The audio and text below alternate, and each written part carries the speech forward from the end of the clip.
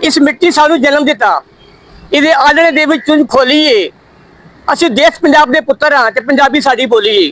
ਸੱਜਣੋ ਤੇ ਮਿੱਤਰੋ, ਅਸਲਾਮ ਵਾਲੇਕੁਮ। ਤੇ ਮੈਂ ਤੁਹਾਡਾ ਆਪਣਾ ਵੀਰ ਮਲਕ ਬਸ਼ੀਰ, ਦੇਸ਼ ਪੰਜਾਬ YouTube ਚੈਨਲ ਤੋਂ।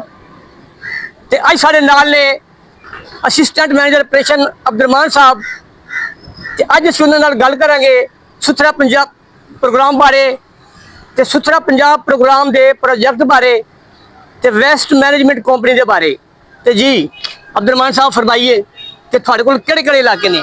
ਬਿਸਮਿਲ੍ਲਾਹਿਰ ਰਹਿਮਾਨ ਰਹੀਮ।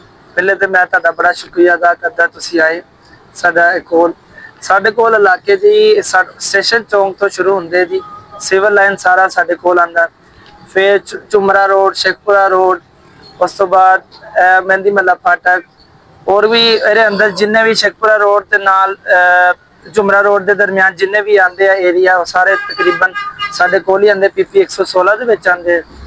ਤੇ ਅਸੀਂ ਕੇਅਰ ਸਰਵਿਸ ਕੰਸੋਰਸ਼ੀਅਮ ਤੇ FWMC ਦੇ ਬੜੇ ਸ਼ੁਕਰਗੁਜ਼ਾਰ ਹਾਂ। ਮਰੀਮ ਨਵਾਜ਼ ਦੇ ਬੜਾ ਉਹਨਾਂ ਦੀ ਤਾਵਨ ਦੇ ਨਾਲ ਉਹਨਾਂ ਨੇ ਬੜਾ ਉਹਨਾਂ ਦੀ ਹੈਲਪ, ਮਰੀਮ ਨਵਾਜ਼ ਦੀ ਬੜੀ ਤਾਵਨ ਦੇ ਨਾਲ ਇਹ ਲੋਕ ਕੇਅਰ ਸਰਵਿਸ ਕੰਸੋਰਸ਼ੀਅਮ ਤੇ FWMC ਬੜਾ ਕੰਮ ਕਰਵਾ ਰਹੀ ਆ। ਠੀਕ ਹੈ, ਪਰ ਇਹਦੇ ਵਿੱਚ ਸਾਨੂੰ ਥੋੜਾ ਨਾ ਜਿਹੜੇ ਆਵਾਮ ਦੀ ਨਾ ਤਾਵਨ ਬਹੁਤ ਜ਼ਰੂਰੀ ਚਾਹੀਦੀ ਹੈ, ਤਾਵਨ ਜਿਹੜਾ ਕਿ ਆਵਾਮ ਸਾਡਾ ਤਾਵਨ ਨਹੀਂ ਕਰਦੀ।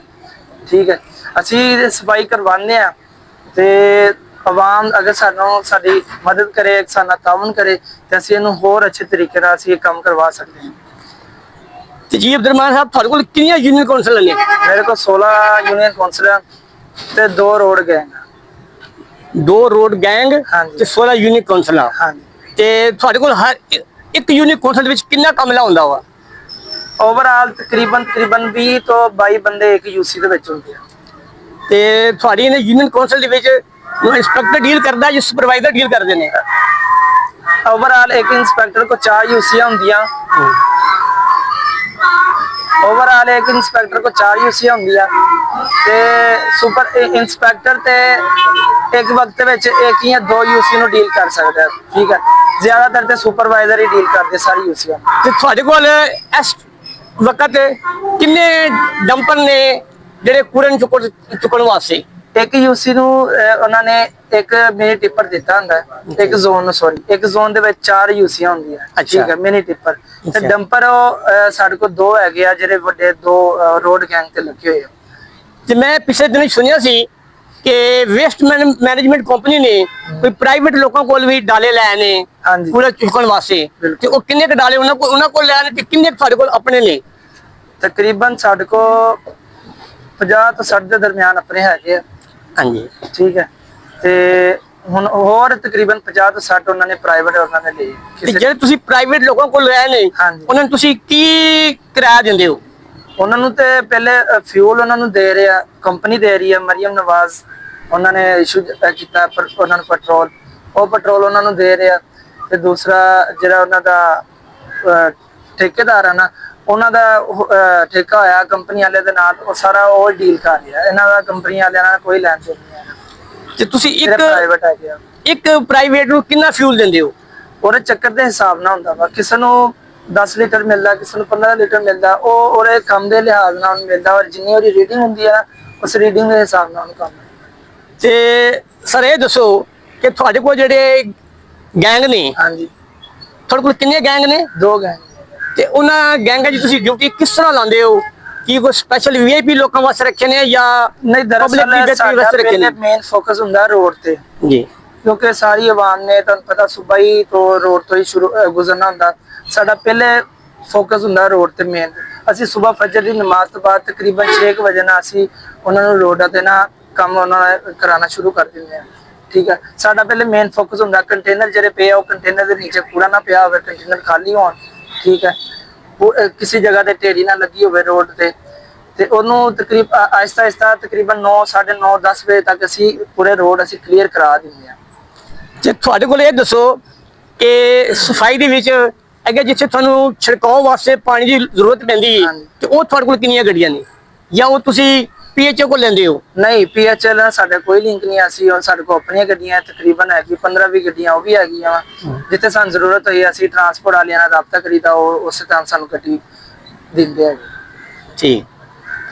ਤੇ ਜੀ ਇਹ ਸਾਡੇ ਨਾਲ ਸਨ ਅਸਿਸਟੈਂਟ ਮੈਨੇਜਰ ਆਪਰੇਸ਼ਨ ਅਬਦੁਰਮਾਨ ਸਾਹਿਬ, ਤੇ ਇਹਨਾਂ ਨੇ ਦੱਸਿਆ ਹੈ ਕਿ ਅਸੀਂ ਪੰਜਾਬ ਦੀ ਪ੍ਰਧਾਨ ਮਰੀਮ ਨਵਾਜ਼ ਦੇ ਵਿਜ਼ਨ ਨੂੰ ਲੈ ਕੇ ਅੱਗੇ ਵਧ ਰਹੇ ਹਾਂ ਤੇ ਸੁਥਰਾ ਪੰਜਾਬ ਪ੍ਰੋਜੈਕਟ ਨੂੰ ਅਸੀਂ आप भी कुछ बोल रहे हैं। ਵੱਧ ਤੋਂ ਵੱਧ ਕਾਮਯਾਬ ਕਰਨ ਦੀ ਕੋਸ਼ਿਸ਼ ਕਰ ਰਹੇ ਹਾਂ ਤੇ ਸਾਡੀ ਪਬਲਿਕ ਅੱਗੇ ਅਪੀਲ ਹੈ अशफाक साहब का भी लेना। ਕਿ ਉਹ ਸਾਡੇ ਨਾਲ ਤਾਵਨ ਕਰੇ। ਅਸੀਂ ਦੂਸਰੀ ਗੱਲ ਕਰਾਂਗੇ ਇਸ਼ਫਾਕ ਵਰਾ ਸਾਹਿਬ ਦੇ ਨਾਲ। ਇਸ਼ਫਾਕ ਸਾਹਿਬ ਇੱਧਰ ਜ਼ਰਾ ਮੇਰੇ ਕੋਲ ਆਓ। ਜੀ ਜੀ, अस्सलाम वालेकुम। ਤੇ ਇਸ਼ਫਾਕ ਸਾਹਿਬ ਤੁਸੀਂ ਦੱਸੋ ਕਿ ਤੁਹਾਡੀ ਕੀ ਜ਼ਿੰਮੇਵਾਰੀ ਆ? ਮੈਂ ਜੀ ਇੰਸਪੈਕਟਰ ਹਾਂ। ਜਿਸ ਤਰ੍ਹਾਂ ਅਬਦੁਰਮਾਨ ਸਾਹਿਬ ਕੋ ਇੱਕ ਪੀਪੀ ਹੈ 116, ਉਹਦੇ ਚ ਜ਼ੋਨ ਆਉਂਦੇ ਨੇ ਮੁਖਤਲਿਫ। ਮੇਰਾ ਜ਼ੋਨ ਹੈ 35, ਜਿਸ ਵਿੱਚ ਮੇਰੇ ਕੋਲ 4 ਸੀਸੀਆਂ ਹੈ। ਅੱਛਾ ਜੀ। ਉਹ ਸੀਸੀਆਂ ਦਾ ਮੈਂ ਇੰਚਾਰਜ ਹਾਂ, ਇੰਸਪੈਕਟਰ ਬਤੌਰੇ ਕੰਮ ਕਰਦਾ।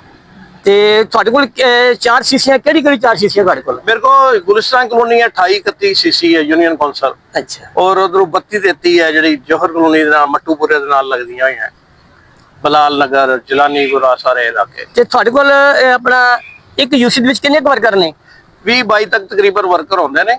ਕਿਸੇ ਜਗ੍ਹਾ ਤੇ ਥੋੜੇ ਘੱਟ ਹੋ ਜਾਂਦੇ, ਇੱਕ ਅੱਧਾ ਘੱਟ ਹੋ ਜਾਂਦਾ, ਕਿਤੇ ਵੱਧ ਹੋ ਜਾਂਦਾ।